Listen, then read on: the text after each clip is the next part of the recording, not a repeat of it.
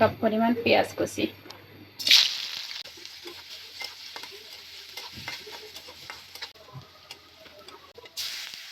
চামচ আদা বাটা, 1 চা চামচ রসুন বাটা, 1 চা চামচ জিরে বাটা, ভালোভাবে কষানো। লাল মরিচের গুঁড়ো, 1/2 চা চামচ হলুদ গুঁড়ো, ভাজা জিরার গুঁড়ো, চামচ গরম মশলার গুঁড়ো, স্বাদ মতো লবণ।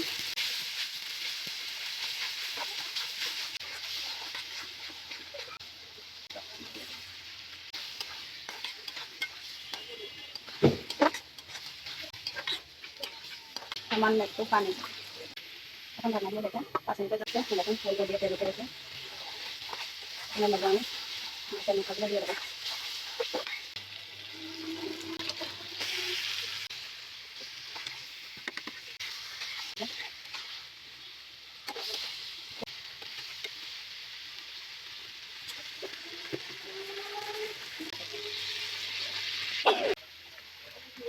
চার পাঁচ খালি কাঁচামরিচ দিয়ে দেবো।